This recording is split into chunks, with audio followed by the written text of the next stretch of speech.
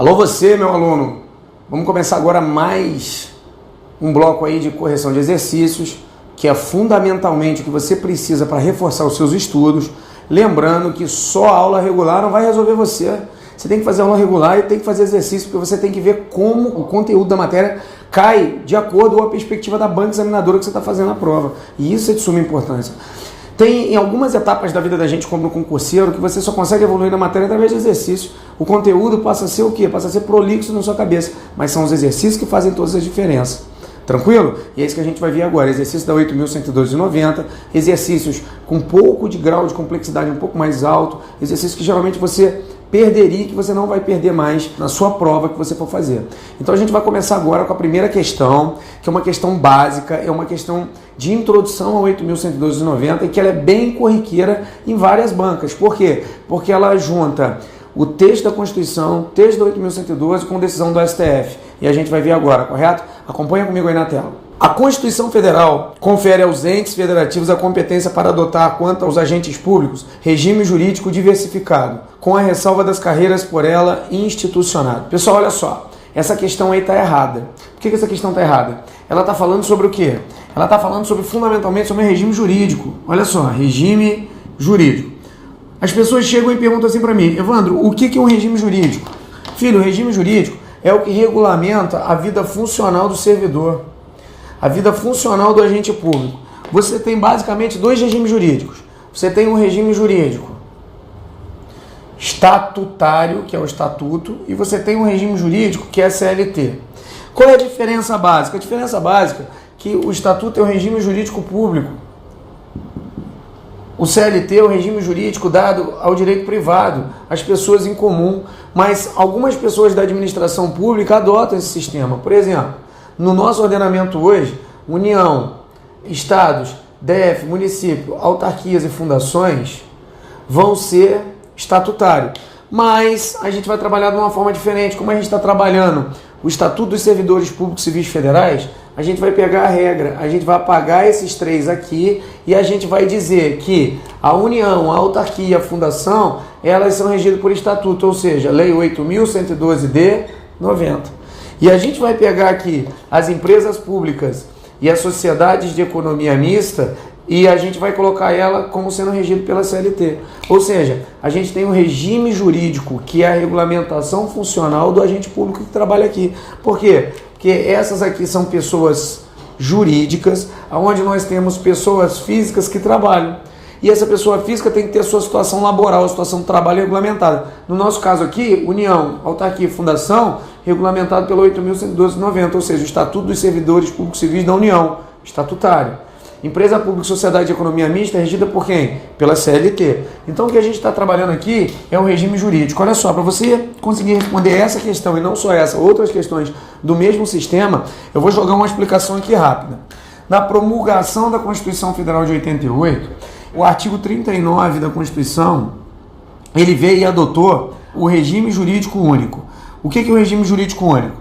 União, Estado, DF, município, ela tinha que escolher. Ou bem todo mundo era estatutário, ou bem todo mundo era seletista. Veja bem, meu povo, não precisava a União ser automaticamente estatutário, não. Ela podia ter escolhido seletista, mas todo mundo que estivesse lá tinha que ser aquele regimento. Ou seja, a União podia ser estatutário, o Estado seletista, o DF estatutário e o município seletista. Mas todo mundo que trabalhasse lá tinha que seguir essa ornamentação. Isso é o quê? Isso é o regime jurídico único. Quando a gente chegou em 1990, a União escolheu a dela. A União criou a 8.112,90 e disse que todo mundo que estava na União, que estava numa autarquia, que estava numa fundação pública, seria o quê? Estatutário. Opa! Regime jurídico único valendo. Quando chegou em 1998, com a emenda constitucional 19... veio aqui a reforma administrativa e aqui extinguiu o regime jurídico único. Ou seja, o regime jurídico único aqui passou a ser extinguido. Veio o novo artigo 39 da Constituição, que agora dizia o quê?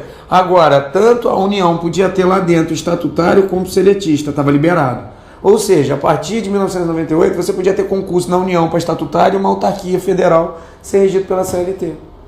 Quando chegou em agosto de 2007, na verdade 2 de agosto de 2007, o STF, em medida cautelar, ele veio, deu uma decisão e disse o seguinte: o artigo 39 da Constituição Federal está sem eficácia. Volta a ler o artigo primitivo, que é o artigo que foi na promulgação de 88. Só que deu um problema de admissibilidade formal, mas isso não vem nem muito ao caso. Você só tem que saber que o artigo 39, aquele que veio novo pela emenda constitucional 19 de 98, foi tornado sem eficácia, e a gente agora tem que ler o artigo original. Você pode ver que na Constituição sua tem os dois, mas o que está valendo é o original de 88. Ou seja, hoje o que está valendo é o regime jurídico único novamente. Então a questão está errada, porque está valendo que pode ser escolhido o regime jurídico diversificado. Não pode.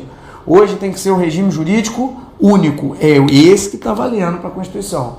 Por isso é que a sua questão está errada aí. Está dizendo o regime jurídico o quê? Diversificado. Tranquilo, pessoal? Evandro, por que você explodiu essa situação? Porque isso aqui é corriqueiro. Ou eles cobram dessa forma, ou eles vêm dizendo que hoje o que está valendo é o regime jurídico único de forma permanente. Está errado, porque ele está sob medida cautelar, está sob decisão precária do STF, pode ser que venha a mudar. Tá? O regime foi extinto em 98.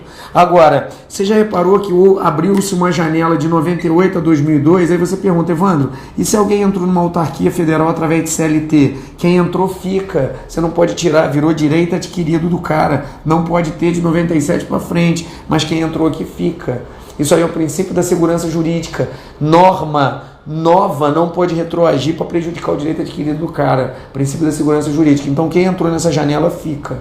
Tranquilo? Então é errado, porque não existe regime jurídico diversificado.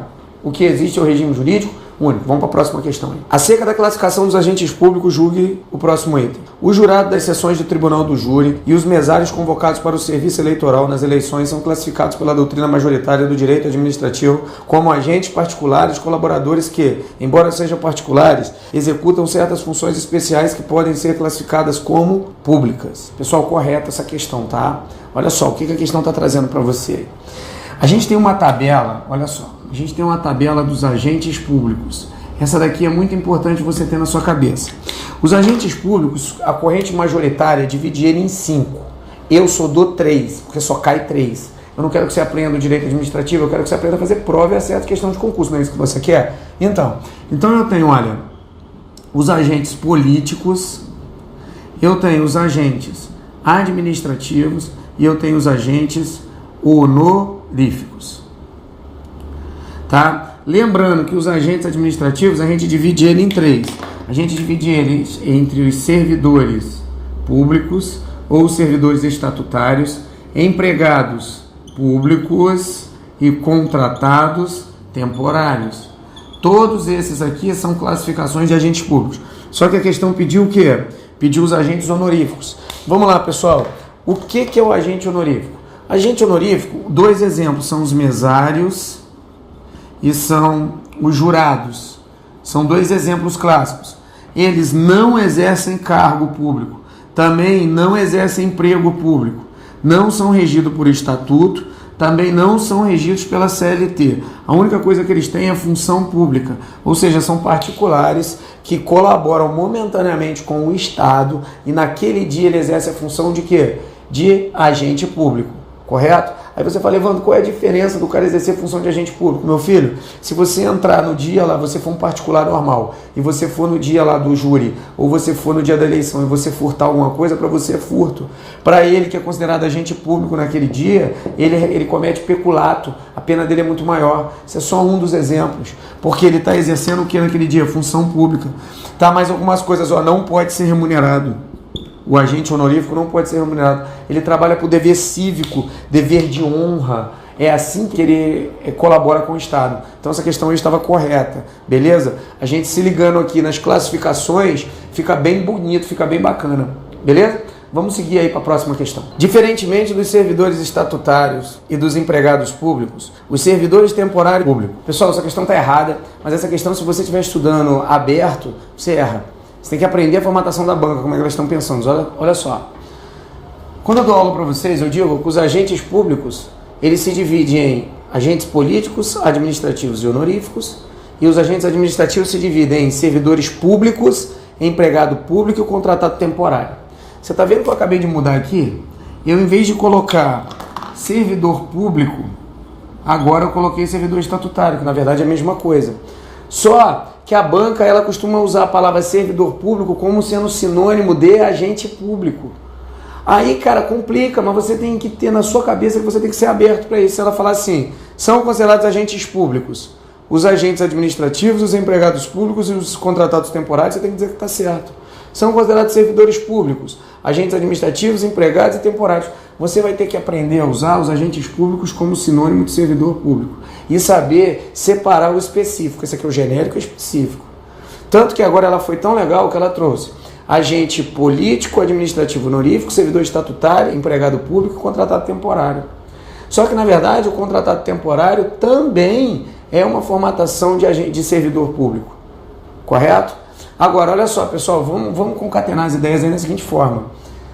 O servidor estatutário é aquele que automaticamente está regido por um estatuto, ele tem um cargo e ele exerce função pública.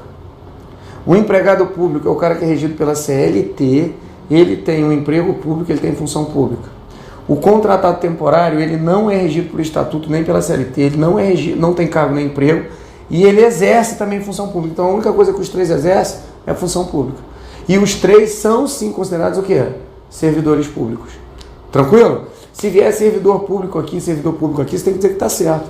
São considerados servidores públicos, agentes públicos administrativos honoríficos, empregados públicos e contratado temporário. Você tem que tomar cuidado para não confundir o específico com o genérico. Mas a questão está igual essa daí. Ela não vai deixar você confundir. Tranquilo? Beleza, vamos para a próxima questão aí agora. Com base na jurisprudência majoritária atual do STF, na Constituição Federal, julgo o item a seguir, acerca da administração pública direta e indireta. A regra constitucional do teto remuneratório se aplica às empresas públicas federais e suas subsidiárias, mesmo na hipótese de não receberem recursos da União para pagamento de despesas de pessoal. Pessoal, olha só, essa questão está errada. Por que ela está errada? Ela está errada por uma situação básica. Quando a gente fala em teto constitucional, é fácil, ninguém vai receber mais do que os ministros do STF. Cara, todo mundo adora falar isso. Porque o cara lê isso na Constituição, então ele ouve o professor falar muito, ele acha que ele sabe pra caramba. Teto constitucional, cara, que legal, ninguém recebe mais do que os ministros do STF. Por isso aí todo mundo sabe, até minha filha que tem 11 anos sabe desse troço. Não é isso que vai fazer você passar no concurso, não. O que vai fazer você passar é o confrontamento entre incisos e artigos. Correto? Olha, eu vou trabalhar o artigo 37 agora, beleza, pessoal? Atentem-se. A União, a autarquia e fundação, só elas foram complementadas aqui no inciso 11 da Constituição Federal de 88, no artigo 37, que é o quê? A regra do teto constitucional, ou seja, somente está empregado ao teto constitucional, que não podem receber mais que os ministros da STF, União, autarquia e fundação. Na regra, sociedade, economia mista, empresa pública está fora. Então você pode ter um cara que trabalha no Banco do Brasil e na Petrobras que recebe bem mais do que o teto constitucional. Mas tem uma ressalva, que é o parágrafo 9º. Qual é o parágrafo 9º? Que diz, somente se receber custeio da União para pagamento de pessoal ou também para custeio em geral, ou seja, receber o dinheiro público, receber o dinheiro da União, receber o dinheiro dos estados, do DF, dos municípios. Isso se a sociedade de economia mista empresa pública for do estado, do DF, do município, né? Como eu estou trabalhando da União, eu estou dizendo que se a sociedade de economia mista ou empresa pública receber dinheiro da União, aí tem que respeitar o teto constitucional. Exemplo, de sociedade de economia mista, Banco do Brasil e Petrobras. Exemplo de empresa pública, Empresa Brasileira de Correios e Telégrafos e Caixa Econômica Federal. Aí vem a pergunta para você, Evandro, o cara que trabalha na Caixa tem que respeitar o teto constitucional? O gerente da Caixa? Você vai falar assim, depende. Está recebendo dinheiro de custeio da União para pagamento pessoal? Tá. Então tem que respeitar o teto constitucional. Não está recebendo, então não tem que respeitar. Então está aí a regra. Acompanha comigo a próxima questão aí na tela. A respeito dos agentes públicos, julgue o item seguinte. Entre as diversas espécies de agentes públicos, os servidores vinculados às empresas públicas e às sociedades de economia mista são classificados como particulares e colaboradores com o Estado. Essa questão não vou nem jogar no quadro, essa questão é simples. Quem trabalha na sociedade de economia mista numa empresa pública é considerado agente público, lembra? Agente público é dividido em político, administrativo e honorífico. O administrativo, você quebra ele em 3, servidores públicos ou servidores estatutários, empregados públicos e contratados temporários. Quem trabalha na sociedade de economia mista, empresa pública, está na segunda classificação, está nos empregados públicos. Então eles são agentes públicos, não são particulares e colaboradores com o Estado. É errada essa questão, bacana? Vamos para a próxima questão aí. A categoria denominada servidores públicos seletistas está previsto na Constituição Federal e caracteriza-se por abranger todo aquele servidor contratado por tempo determinado para atender necessidade temporária de excepcional interesse público. Pessoal, olha só, ele inverteu tudo. Ele queria falar do contratado temporário e ele soltou a palavra servidor público seletista. Cruz credo. Isso aí está tudo errado. Primeiro que você é servidor público, não pode ser seletista. Lembra? Servidor público é ligado diretamente ao estatuto, tem um cargo nomeado. Empregado público, sim, é que é seletista, que é contratado, que é regido pela CLT. Agora, contratado temporário não tem nada. Contratado temporário não é regido pela CLT, não é regido pelo estatuto. Então a questão está completamente errada, essa questão. Tranquilo? Vamos passar aí para a próxima questão. As pessoas físicas que prestam serviço ao Estado e as entidades da administração indireta, com um vínculo empregatício mediante remuneração paga pelos cofres públicos, são classificados como servidores públicos. Olha só, essa questão aí está certa. Por que ela está certa? Porque ele colocou a classificação como agente público, lembra? Usando como sinônimo de agente público. Então toda a classificação que ele colocou aí, todo mundo é agente público. Então não tem problema. A questão estava correta, você tem que pensar igual a banca, tranquilo? Questão boa, questão curta, a gente passa direto. Vamos para a próxima aí. São considerados servidores públicos os servidores temporários e os empregados públicos. Pessoal, certinho de novo, só questão emendando aí as classificações na cabeça de vocês. Olha, toda vez que você pegar essas questões repetitivas que a gente está dando aí, você vai ver aquele quadro dos agentes públicos que é sinônimo de servidor e vai sair dividindo ele. Por que eu botei bastante questão dessa? Que é para você não errar, que são questões fáceis na prova. Essa eu nem preciso comentar, que essa vai direto. Já está treinado. Vamos para a próxima questão aí. É correto afirmar que a aprovação e classificação em concurso público confere ao candidato, em regra, apenas expectativa de direito de nomeação. Contudo, se estiver o candidato dentro do número de vagas, terá ele direito subjetivo à nomeação segundo decisão do STF. No entanto, se o candidato aprovado for nomeado, tem direito subjetivo à posse e à complementação do processo de investidura. Se a participação e aprovação do candidato em alguma etapa do concurso público decorrerem de concessão de medida liminar em ação judicial, não há para o candidato direito subjetivo à nomeação. Pessoal, olha só, questão extremamente complexa, é uma questão que foi adaptada por mim, correto? Porque essa questão é de 2008. Eu tive que adaptar com a decisão do STF, então eu coloquei ela como certa hoje, essa questão. Por que eu fiz isso? Olha só. Se o edital estiver prevendo 1.000 vagas, foi previsão de 1.000 vagas. O STF diz que se o cara estiver dentro do número de vagas, ele tem direito subjetivo à nomeação. O que é isso? É direito adquirido à nomeação. O que quer dizer isso? Quer dizer que hoje, se o cara estiver aprovado e classificado dentro do número de vagas, a gente tem prazo para nomeação, sim. Antes não tinha prazo para nomeação. Qual é o prazo para nomeação? Prazo de nomeação é prazo validado do concurso. Ué, se o concurso tiver prazo de validade de 2, prorrogar por mais 2, esse é o prazo de validade para nomear o cara, porque se ele tem direito subjetivo, ele tem direito adquirido. Se você não chamar o cara, ele vai entrar com mandado de segurança. Essa é a decisão de quem? Do STF, que o cara está aprovado e classificado dentro do número de vagas. Agora, se o cara estiver aprovado e classificado fora do número de vagas, que pode acontecer, tem 1.000 vagas, teve os 1.000 primeiros e depois teve o cara que ficou até a vaga 2.000. E esse cara aqui, esse aqui é chamado excedente. Esse aqui, ele tem só expectativa de direito à nomeação. Ele não tem direito adquirido. Então, se passar o prazo validado do concurso, a administração chama ele se quiser. Não precisa chamar. Tranquilo até aí? Bacana. Agora, olha só a terceira parte da questão. O que a questão estava falando sobre medida liminar? Cara, acontece assim. Vamos supor um concurso da Polícia Federal. Acontece muito. Você vai e passa na prova objetiva e na redação. Aí você vai e vai fazer prova física, exame médico e psicológico. Ó, o psicológico eu tenho o maior trauma, porque eu já caí no psicotécnico da Polícia Federal. Passei nas cabeças. No primeiro, no segundo eu passei em tudo. Fui o 40º Nacional de 2009. Mas no primeiro que eu fiz, eu tomei um pau no psicológico. E aí, qual é que eu morri, cara? Eu tive um troço no primeiro, mas não tem problema. Fiz o quê? Um monte de gente entrou com mandado de segurança. Não tinha dinheiro nem para entrar com mandado de segurança. Deixei aquela porcaria para lá, comecei a estudar para outra coisa. Agora, e se o cara ganhar uma decisão judicial e ele ganha um mandado de segurança que ele entra? Ele passou na prova objetiva, passou na redação, passou no exame físico, passou no médico e está sob liminar no psicotécnico. Geralmente garante o direito do cara fazer o curso de formação. O cara faz o curso de formação inteiro, mas depois que ele faz o curso de formação, ele não tem direito adquirido a ser nomeado, não. Pode ser dada uma decisão judicial onde dá a posse precária dele, que pode cair, ou pode simplesmente ele ficar esperando o trânsito em julgado. Mas ele não tem direito adquirido a ser nomeado só porque ele fez o curso de formação. Segunda parte da questão. Terceira parte da questão. Esquece agora esse exemplo que eu dei. Imagine que o cara tem somente expectativa de direito, ele está fora das vagas aqui, correto? Ele está fora das vagas. Mas se a administração em qualquer ponto nomear ele, fez a nomeação no Diário Oficial e não tem jeito. Aí gerou para ele direito à posse. Tranquilo? Então a questão estava correta, estava boa. É uma questão que você vai abrir ela para várias outras questões, entendeu, pessoal? O leque dela foi bem legal aí, para a gente pegar vários tipos de coisa. Por exemplo, decisão do STF, dizer quem tem direito adquirido, quem tem expectativa de direito, a situação do curso de formação, como funciona a medida liminar, Entendeu? Então vamos passar aí para a próxima questão. Podemos afirmar que são servidores públicos os servidores trabalhistas ocupantes de emprego público, os servidores estatutários ocupantes de cargo público, os servidores das empresas concessionárias de serviços públicos, os servidores sujeitos ao Estatuto Especial de Pessoas Federativas correspondente aos servidores temporários contratados para atender a necessidade temporária de excepcional interesse público. O erro da questão aí está na parte que está falando dos servidores das concessionárias de serviços públicos. Primeiro, pessoal, que se trabalha numa concessionária de serviço público, não pode ser servidor. São particulares que exercem atividade administrativa ou serviço público recebido obrigatoriamente através de licitação. São os delegatários de serviços públicos, na verdade.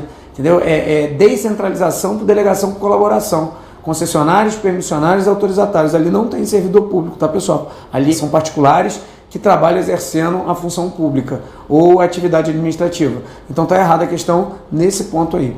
E o restante da questão tá tudo correto. Vamos partir aí para a próxima questão. Podemos considerar binômio de servidores públicos, os servidores temporários e os servidores estatutários. Pessoal, certinho, pessoal, tudo é sinônimo. Lembra que eu te falei que eles estão usando servidor público como sinônimo de agente público?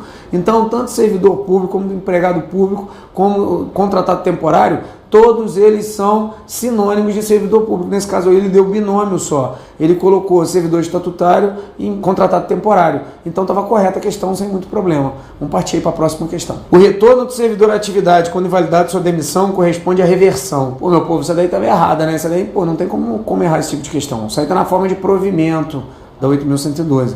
Reversão é a volta do aposentado. Demissão, a volta se dá a volta do demitido. Lembra, a gente tem uma sequência de 7 que você não pode esquecer.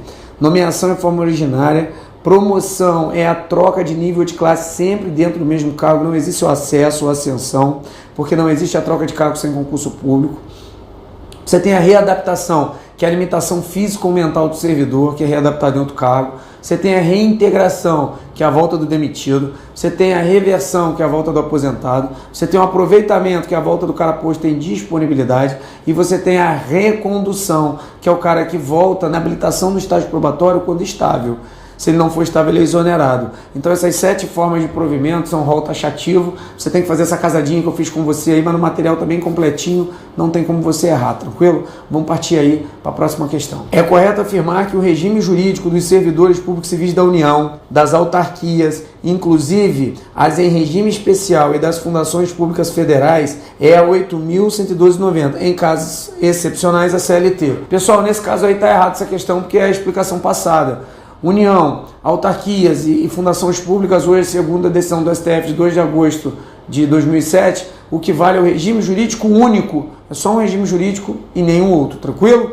Muito bom, vamos partir para outra aí. É correto afirmar que o servidor é a pessoa legalmente investida em cargo ou emprego público. Certinho, pessoal, ele está considerando servidor público aí, de novo, como sinônimo de quê? De agente público. Então, seja servidor público ou empregado público, os dois são classificações de agente administrativo que está dentro da espécie, que é o gênero servidor público, que foi usado como sinônimo de agente público. Sem muito problema. Essa questão é muito correta, muito boa. Vamos partir para a próxima aí. Cargo público é o conjunto de atribuições e responsabilidades previstas na estrutura organizacional, que deve ser cometida a um servidor ou particular legalmente investido em cargo público e regido pela CLT. Pessoal, está totalmente errada a questão. Se o cara tem cargo público, ele não pode ser particular e não pode ser regido pela CLT. Lembra do esquema? Servidor estatutário ou servidor público é aquele que tem um cargo, é aquele que é nomeado, é aquele que exerce função pública.